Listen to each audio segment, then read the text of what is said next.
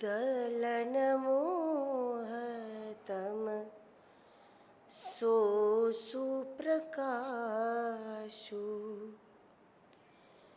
बड़े भाग उर आवै जासु।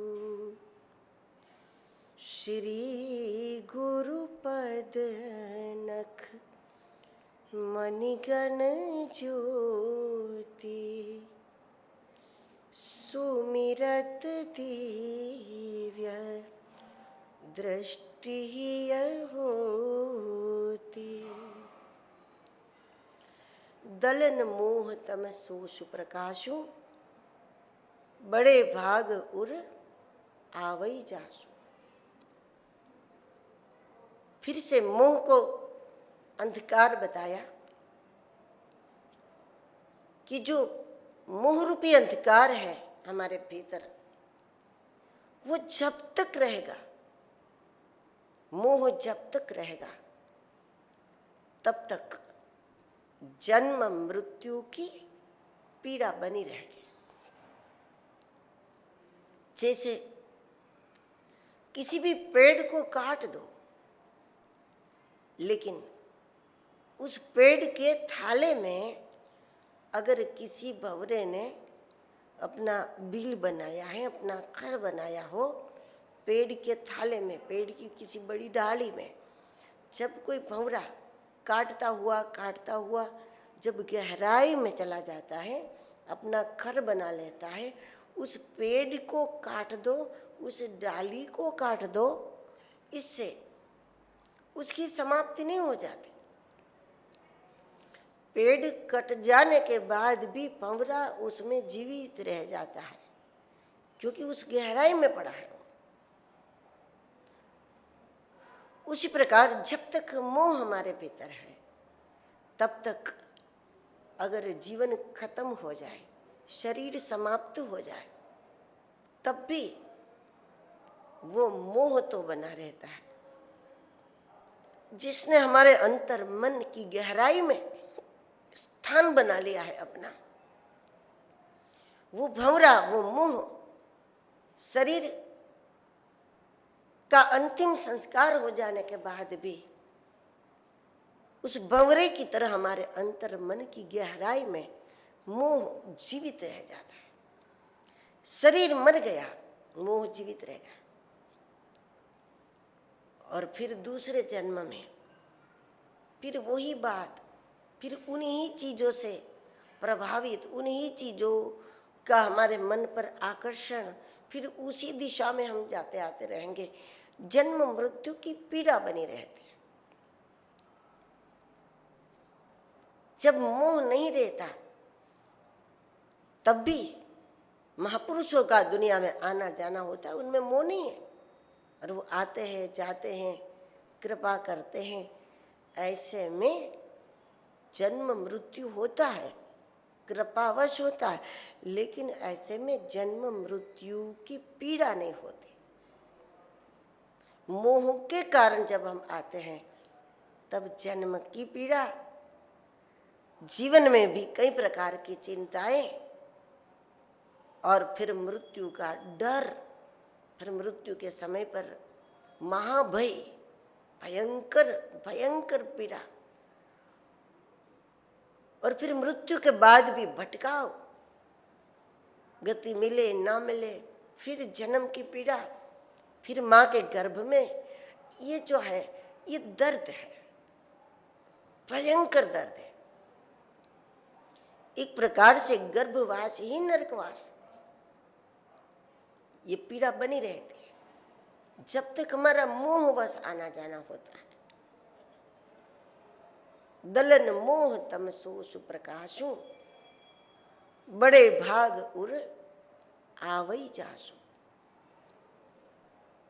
जब चूर्ण मिल जाता है, जब गुरु वचन मिल जाता है, जब गुरुदेव के वचनों का प्रकाश हमारे अंतर मन में हो जाता है, उसके बाद उस अंधकार की हमेशा के लिए समाप्ति हो जाती है।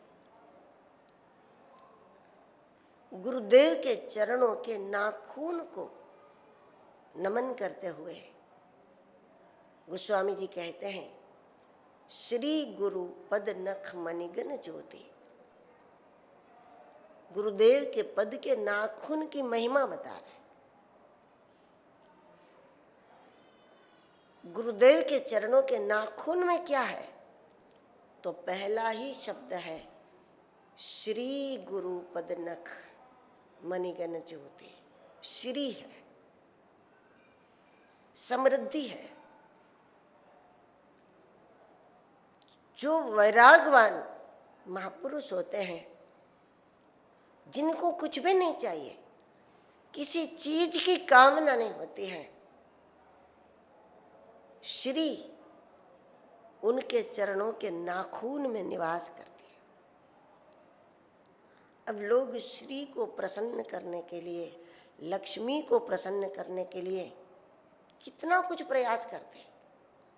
वो लोग भी जो लोग जानते नहीं लक्ष्मी का स्वरूप क्या है।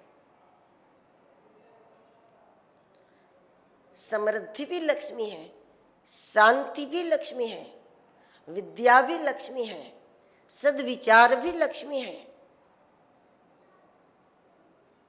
संतों के लिए जो संत के सारे गुण हैं, त्याग है, वैराग है,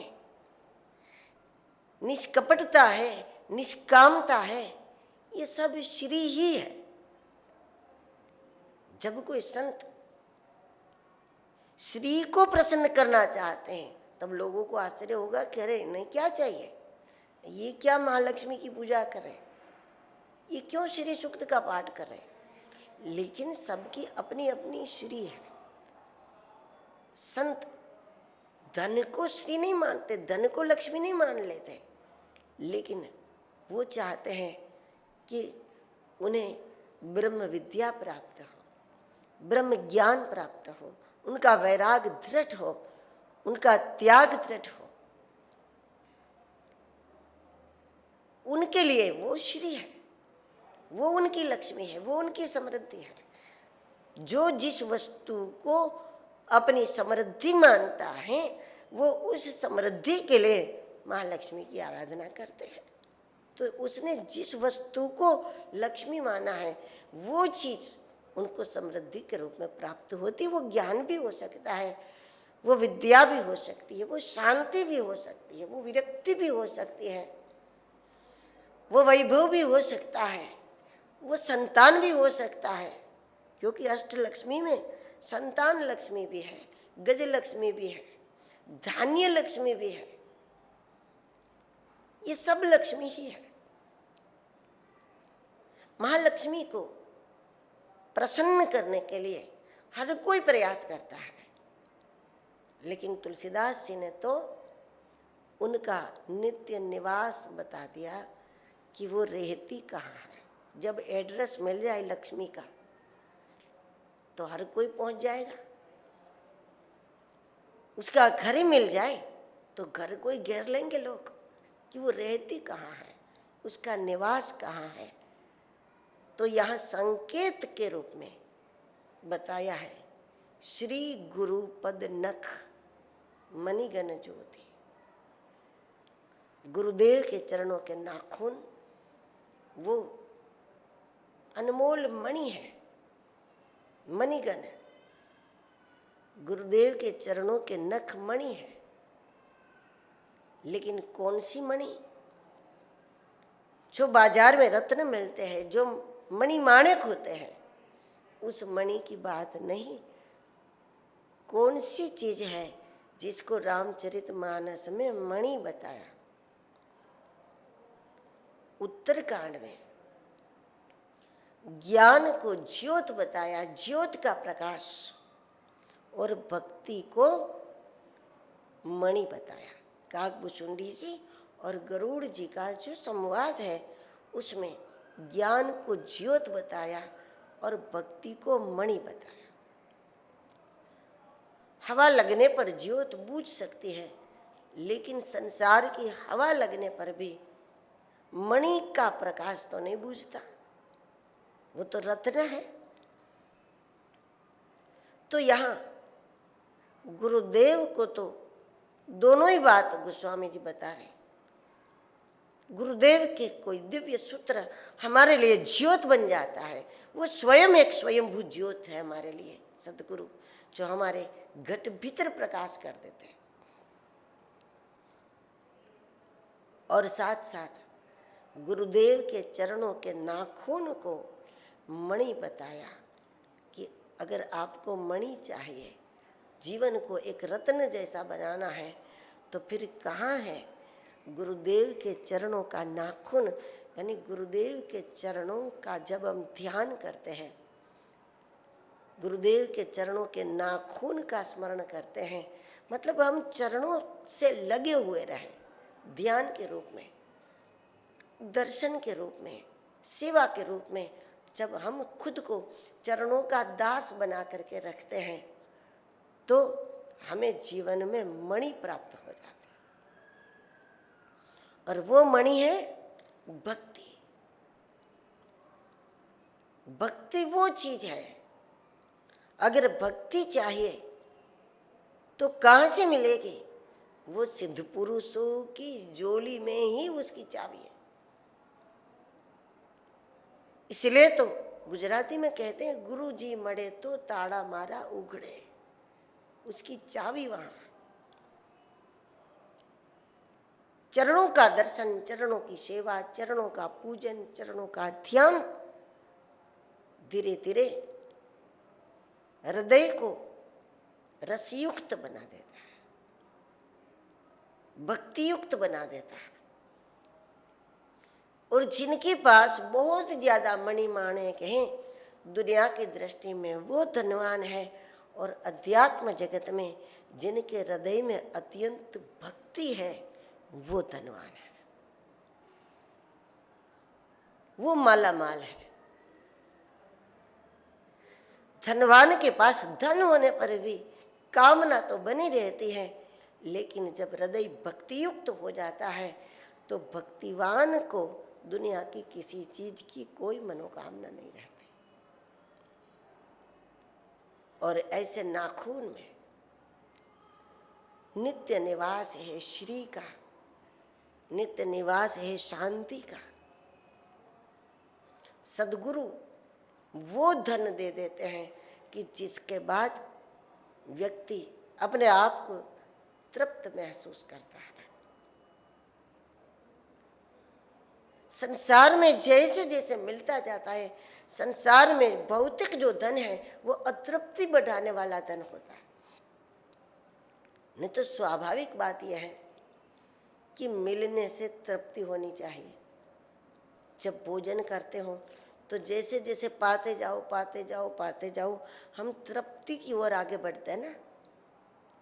एक बार पाया, दो बार पाया, तीन बार, तो पाते पाते भोजन पाते पाते हम तृप्ति की ओर आगे बढ़ना चाहिए। वो ही बात भौतिकता में होनी चाहिए कि हमने इतना कमाया, इतना मिला, इतना मिला, इतना मिला, हम तृप्ति की ओर आगे बढ़ना चाहिए। ऐसा नहीं होता। प्राप्ति से अतृप्ति बढ़ती है, मिलने से अतृप्ति बढ़ती है। लेकिन जब साथ साथ जीवन में गुरुजनों का सानिध्य हो, जीवन में गुरु सेवा हो, गुरु का सानिध्य हो, उस माहौल में जिसको रहने का सौभाग्य प्राप्त हुआ हो, उसको प्राप्ति से तृप्ति भी होती है, उसको अतृप्ति नहीं बढ़ती, क्योंकि उनको वास्तव में वहाँ से श्री मिलती है।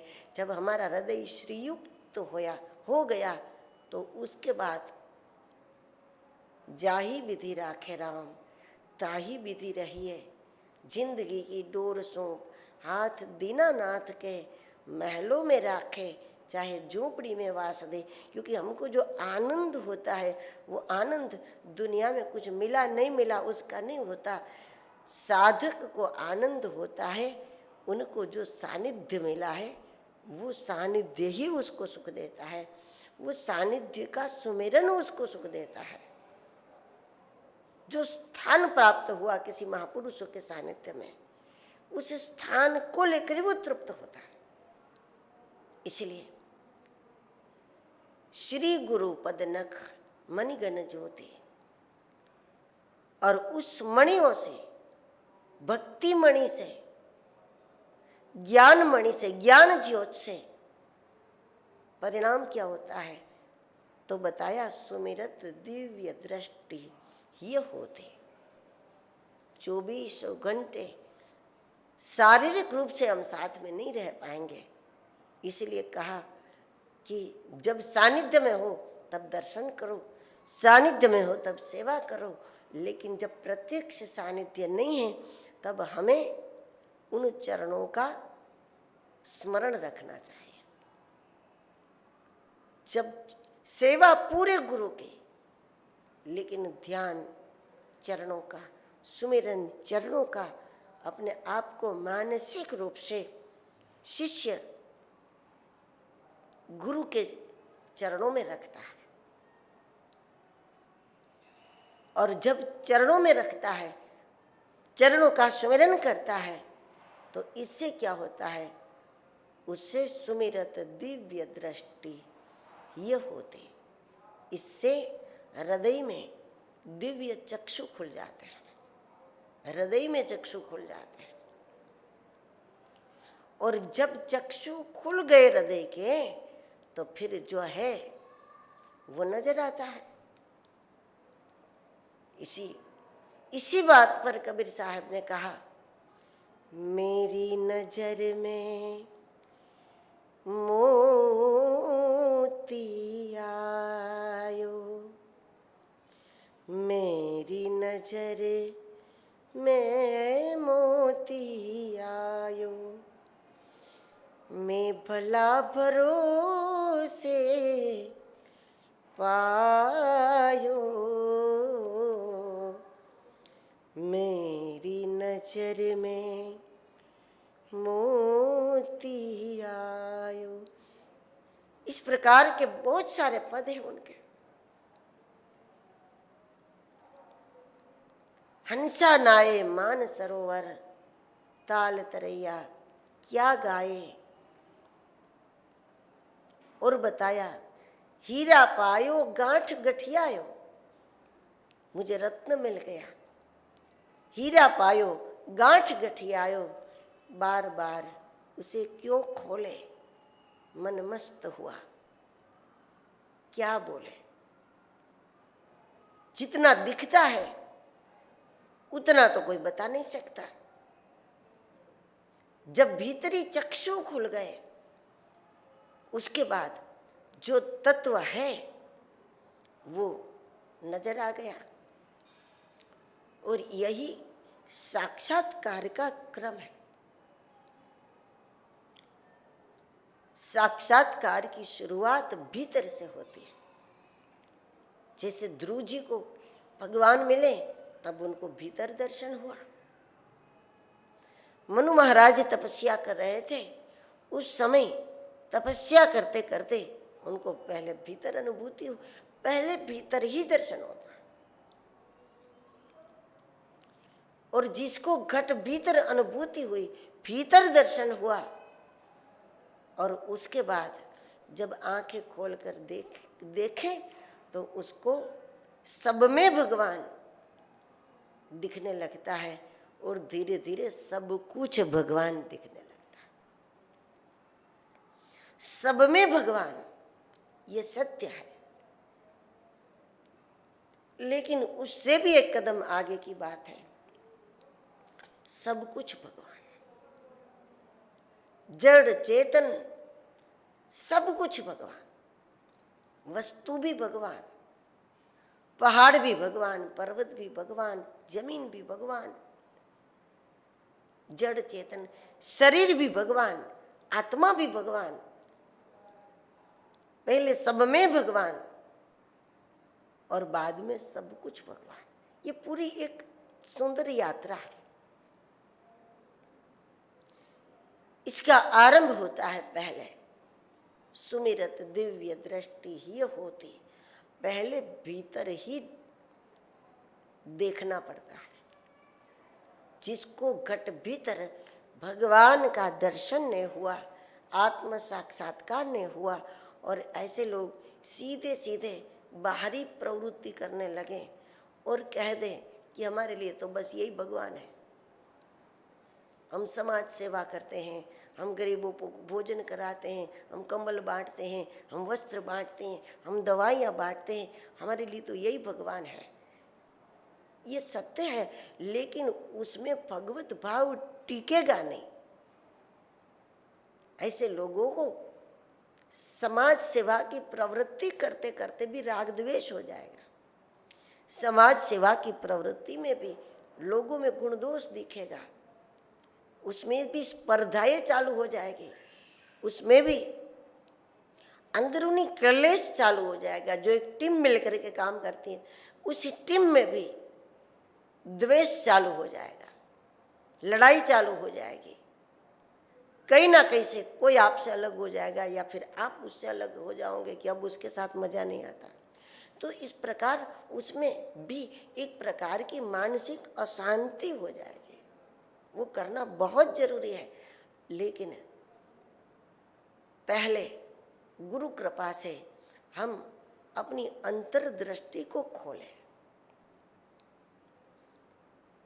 ये पूरा सुंदर एक क्रम है। ये मंदिर में दर्शन करो, इसका परिणाम क्या? मंदिर में दर्शन करते करते भगवान की कृपा से फिर साधु संतों में, ब्राह्मणों में उसमें दर्शन का भाव जागेगा। फिर साधु संतों में भगवान के दर्शन करते करते सत्संग का भाव जगेगा। फिर सत्संग में एकाग्र होने से सदगुरु में भगवान का दर्शन होने लगेगा।